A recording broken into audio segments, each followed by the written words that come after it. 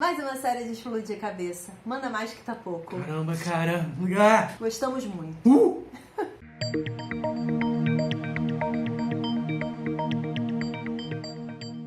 Fala, meu povo! Tudo bom com você? Essa semana estreou na Netflix a série Maniac. Na verdade, a minissérie.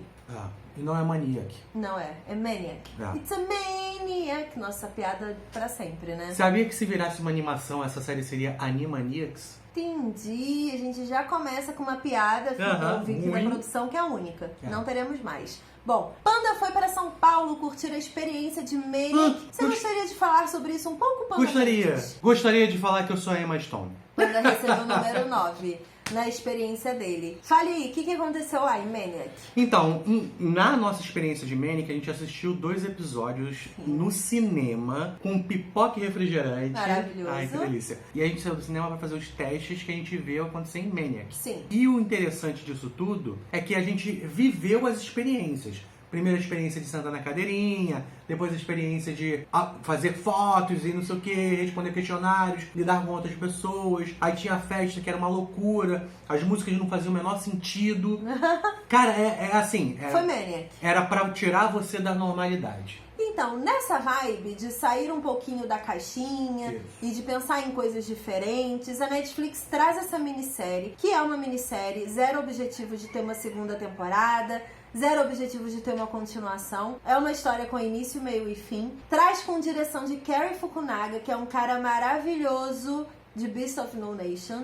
Simplesmente incrível. E ele disse que zero tem interesse de também continuar essa história. E eu particularmente já dou minha opinião pessoal aqui no começo desse vídeo, dizendo que eu não vejo necessidade também de continuar essa história. E eu dou também a minha opinião pessoal de que eu preciso de uma continuação. Não preciso do Cary Fukunaga. Você gostou do mundo, né? Eu gostei do universo, da possibilidade. Eu quero mais coisas sobre os outros andares daquele prédio. Tá. O que acontece? O que acontece que vai ter spoiler.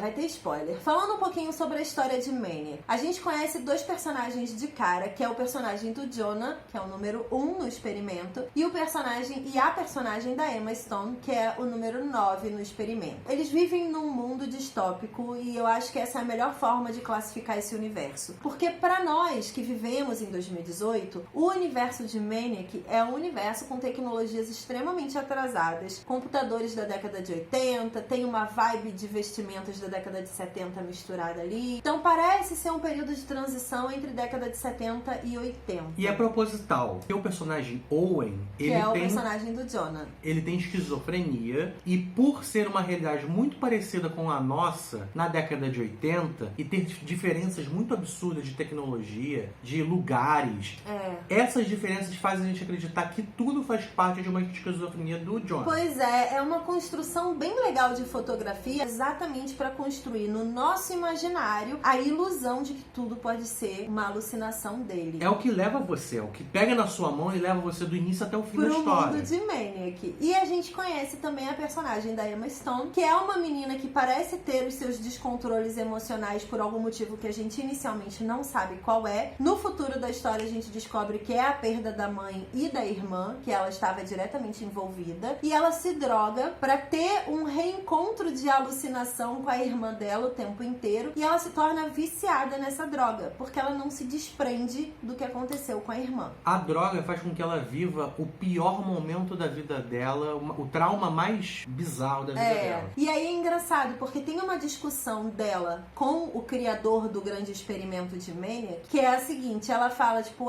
eu sou viciada nessa droga. Aí ele fala assim, mas muita gente questiona por que alguém seria viciado numa droga que te leva a reviver os seus maiores traumas. Mas essas pessoas não entendem que às vezes nesses grandes traumas estão perdas que a gente sente falta. Estão seus maiores confortos, E a gente precisa estar ali o tempo inteiro porque não existe mais na vida real. Cara, e é uma filosofia tão sensacional essa série. É bem porque o experimento em si, ele promete terminar com a terapia. Sim. Através de medicamento. Uma cura terapêutica. Exato. Né? E é engraçado, porque eles passam por 3 fases do processo. Enfim, eles são 2 pessoas que não se conhecem, então, e eles estão coincidentemente no mesmo experimento para experimentar 3 pílulas, que é um processo de cura terapêutica mesmo por algum problema psicológico que você tem. E aí você consome 3 pílulas, A, B e C. Na pílula A, que é a pílula que a personagem da Emma Stone é viciada, você revive o trauma, o seu maior trauma da sua vida. Na pílula B, você vive uma experiência de conforto, né, com aquele trauma. Você, como é que fala? Você vivencia adaptações, exatamente. Você passa a conviver melhor com aquele trauma ali de uma forma corriqueira. Alguns signos desse trauma, eles são colocados na pílula B para você agir de forma diferente. Você ter a oportunidade de agir de forma diferente. E aí, na pílula C, você efetivamente cura esse trauma. Você fica de frente a frente,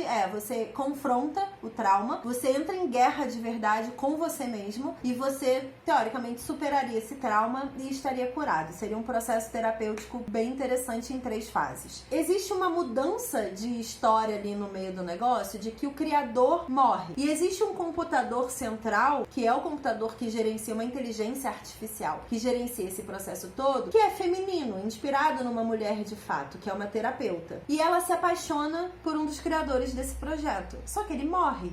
E ela entra em E ela luto. sofre.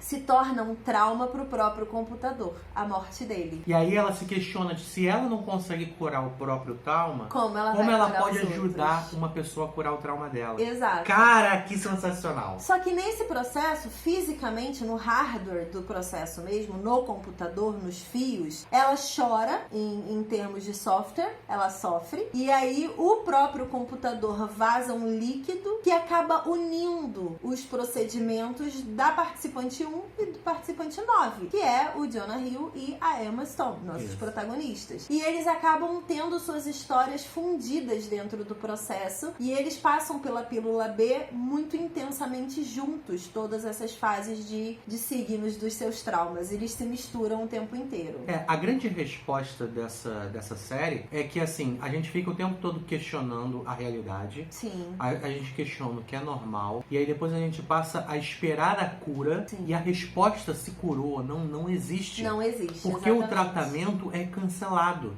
A gente não sabe se deu certo.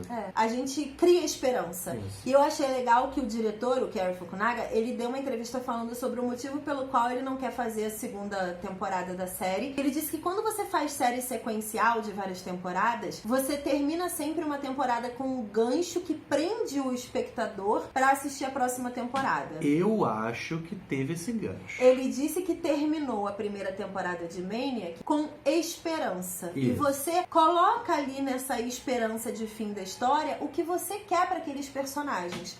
Eu concordo com ele, eu gostei, eu fiquei satisfeita com a 1ª temporada de Maniac. Se tiver uma 2ª, assistirei com o maior prazer, porque é uma história incrível, mas eu fiquei feliz com a história da 1ª temporada. O que eu fico feliz é que, assim, ele deu um final para os personagens principais e hoje a gente tem um montão de série aí que muda o elenco de uma série pra outra, tipo Black Mirror. Altered Carbon vai mudar também na 2ª temporada. E eu tô bem com isso, porque, assim, a história se montou e se construiu dessa forma. Na verdade, não é uma história, quando termina, a gente entende, sobre os personagens do Jonah Hill e da Emma Stone. É uma história sobre aquele mundo e aquela organização que está tentando melhorar o mundo com testes psicológicos. O fato é isso. Então, se você tira esses personagens porque eles só participaram de um experimento e continua falando daquele universo e daquela organização, funciona tanto quanto.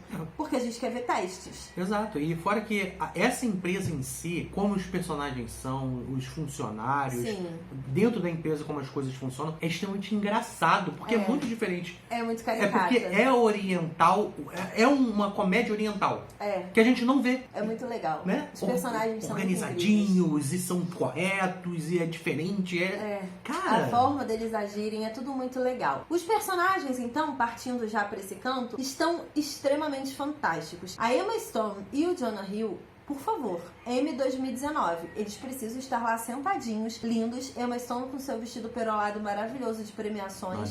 Eles precisam estar lá os dois, porque os dois foram fantásticos nessa história. Nossa, há muito tempo que eu queria ver uma interpretação de Jonah Hill desse nível, sabe? Ele é um ótimo ator em tudo que ele faz, mas é tudo levado pro humor cômico, e não pro drama. E ele tá apático, mas apático com peso dramático. Ele tá incrível, o olhar dele diz muita coisa, porque ele tá sempre apático na história. A Emma Stone, ela tem o trabalho físico dela pra essa personagem é fenomenal. É. O chiclete que ela traz como elemento ali pra personagem, que muda o maxilar, muda o posicionamento do corpo, o cigarro que muda o posicionamento também o tempo inteiro, é impressionante, assim, ela tá muito fantástica nessa história. E é incrível, por exemplo, quando eles vivem outras vidas através do medicamento, são outras pessoas completamente diferentes. É muito louco. Fisicamente eles são outras pessoas. É muito maneiro. Então eles estão muito impressionantes os dois. A história é muito incrível. Eu acho que a Netflix consegue levar essa série como melhor minissérie no Emmy de 2019. Levar, que eu digo, pra premiação. Obviamente essa é a primeira que eu tô vendo desse novo ciclo. Então não dá pra dizer que é a melhor de todas ainda. Mas ela é muito boa. É uma forte concorrente. Então eu acho que ela leva pro prêmio de melhor minissérie e leva como melhor ator e atriz, obviamente. E se bobear, leva como melhor direção também. Porque Fukunaga foi Fukunaga. Ele Fukunagou. Fukunagou de boa. Partindo um pouquinho sobre o que a gente mais curtiu nessa história. O que mais me trouxe um alento nessa história de Maniac... Um alento? É, porque assim, é uma história de distopia, Ah. é uma história de explosão de cabeça, de ficção científica, é um grande hang the DJ, sabe? Essa história. E aí, eles acabam sempre se encontrando e tudo mais. Só que eu me apeguei muito à crítica que eu acredito ter sido feita nessa história. Que é óbvio que não dá pra bater martelo sobre qual foi o objetivo da crítica. Mas eu enxerguei muito Maniac como uma grande crítica à nossa vida na internet. Existe ali a questão das publicidades. É trabalhado isso nos 2 primeiros episódios, de que você paga coisas com publicidade e fica uma pessoa do seu lado te passando essas publicidades. Você precisa consumir uma determinada quantidade de publicidade enquanto você come, por exemplo, porque você pagou aquela comida com publicidade. É muito internet, tipo, pra você estar num site e consumir o conteúdo de notícia daquele site, você tem que consumir publicidade. Pra você consumir um vídeo no YouTube, você tem que consumir publicidade. Você paga seu acesso àquele conteúdo consumindo aquela publicidade. Então é uma crítica muito direta à vida atual da internet. Além disso... Eu não duvido nada que as coisas fiquem piores, né? Com certeza. Assim, não como a pessoa fique do seu lado, mas que você seja obrigado a ver a publicidade mesmo pra ver vídeo. Sim. Além disso, dessa crítica direta à internet e ao consumo excessivo de publicidade e ao fato de você viver a sua vida consumindo publicidade por obrigação, tem também a crítica das relações. Porque por mais que seja uma distopia e as famílias ali sejam muito complexas, existe um distanciamento das pessoas devido à vida virtual. E é uma realidade ali de distopia de década de 70 e 80, nem é 2018. Mas o fato deles terem muitas possibilidades falsas, do tipo, você pode contratar um marido de aluguel se você for viúva, você pode contratar uma pessoa que finge ser seu amigo, e você combina uma história com essa pessoa pra ela fingir ser o seu amigo. Né? Cara, é muito maneiro. São artificialidades que a tecnologia te proporciona que te afasta de quem realmente tem alguma relação com você na vida real. 2018, vivemos Maniac. Pode seguir. O que você mais gostou? Cara, o que eu mais gostei foi assim, por que eu quero tanto uma segunda temporada? Porque na minha interpretação, somente os protagonistas se curaram. Sim. Os outros não se curaram. E isso por causa do erro da máquina. Então, o erro, todos os problemas que foram gerados nessa série, que geraram a série, foi exatamente a solução para que fosse encontrado, através da união dos dois, uma forma deles saírem daquela depressão, uma forma daqueles saírem daquele problema psicológico. Que é a relação, né? A relação humana. E aí, cara, é sensacional porque, assim, assim que ele sai, ele renega a relação com a Emma Stone. Porque ele tem medo. E aí, as possibilidades do problema dele retornam. Quando ela volta pra vida dele, as possibilidades desaparecem. E é tão bonito isso. A gente não tem ideia de como a mente humana funciona. Uma tentativa gerar diversos erros e sem querer a gente curar um problema psicológico tão grande, pra mim é a cereja desse Sunday maravilhoso que é Maniac. Qual foi a sua cena favorita de Maniac? Nossa. Uma cena. Se você pudesse escolher do tipo, essa daqui eu veria várias vezes, porque foi muito legal. Nossa, eu acho que a entrada dele no prédio, aquele take, esse assim, tipo, tem takes do prédio que são maravilhosos, aí ele entra no prédio, aí tem um montão de gente lá, e aí tem a troca de olhares com a Emma Stone, antes deles se conhecerem. Sim. E aí depois tem a visão dela, da mesma cena. Da mesma cena. Eu adoro séries que repetem cena de visões É diferentes. muito legal. Isso, cara. E eu fico assim, tipo, eu assisti várias vezes, né? Sim. Eu assisti no cinema, depois eu baixei no celular quando lançou às 4 horas da manhã, assisti, porque eu tava vindo pra aqui pra casa, depois eu assisti com você. Isso pra mim foi um presente. Poder assistir 3 vezes essa mesma cena. É muito incrível. A cena que eu mais gostei é engraçada, porque no finalzinho, quando você meio que já acha que viu tudo, a fuga deles do hospício, aonde o Owen tá, é muito anos 80. Eu me senti muito vendo um filme dos anos 80 com uma fuga, que eles entram no furgão dela e tem tipo uma rotatória na frente. E ela não sabe dirigir. Ela fala, eu não tenho carteira, mas vamos pra Salt Lake City. Aí ele fala, vamos! E ela começa a dirigir. Ai, meu Deus, eu não sei como sai daqui. E ela começa a rodar na parada assim, e a galera correndo Nas atrás portas dela. e batendo. Eu fiquei, meu Deus, isso é muito anos 80, sabe? É total. muito vida real de anos 80 isso. E aí depois eles saem dali rindo. Eles estão fugindo, eles estão cometendo um crime, mas eles estão rindo, se divertindo, porque eles estão fazendo o que eles querem, o que eles acreditam, né? E aí entra a parte do Fukunaga, porque Sim. eles riem, se divertem, e a cena não para. Não, E aí, até que o sorriso desaparece.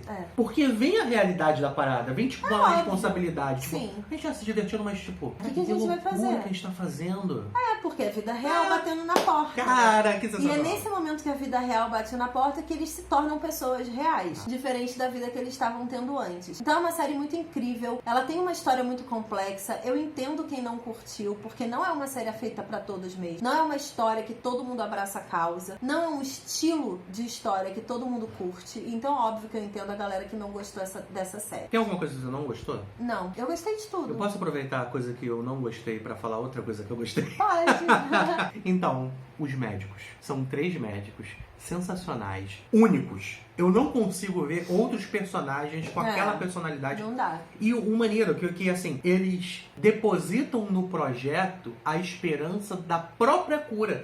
Porque eles têm problemas psicológicos absurdos. Eles começaram a busca pela cura pra ajudar os outros e pra ajudar a si mesmos. Exato, porque eles não acreditam na terapia. Isso. Caramba, É muito doido. cara. A terapeuta também é maravilhosa. Aliás, anos 80, pé no chão. Aquela atriz. Maravilhosa demais. Eu curti tudo, gente. Eu também. Teria mais Manic na minha vida se a Netflix decidisse? Teria. não recusaria jamais. Quantas coxinhas? Só que tô muito feliz com a primeira temporada e única da minissérie. Dou 5 coxinhas pra mim. Eu também. Porque é uma história gostosa de assistir, é uma história que condiz com o estilo de história que a gente gosta, que tem um ritmo de contação de história que condiz com o ritmo que a gente gosta, tem personagens marcantes, tem a Emma Stone e o Jonah Hill abrilhantando a Netflix. Acho que mais nomes de peso são bem-vindos na Netflix, em séries limitadas. Não precisa fazer 10 temporadas na Netflix das coisas. Pode construir uma boa história, dar na mão de um bom diretor, construir um bom elenco que a gente vai ficar tão feliz quanto. Exatamente. É muito maravilhoso. Comenta aqui embaixo o que você achou de Maniac, então. Quantas coxinhas você dá, o que você mais curtiu e o que você menos curtiu na série. Queremos saber a sua opinião. E vou dar uma dica pra vocês. Vou deixar o link aqui na descrição do Plantão Nerd que rolou hoje. O início do plantão tem minutagem na descrição e no primeiro comentário fixado. Tem no inicinho informações muito importantes sobre todas as mudanças que estão rolando aqui no canal. Recomendo que você assista pra entender melhor como tudo funciona. Beleza? Beleza. Beijo! E até a próxima. Tchau! Tchau.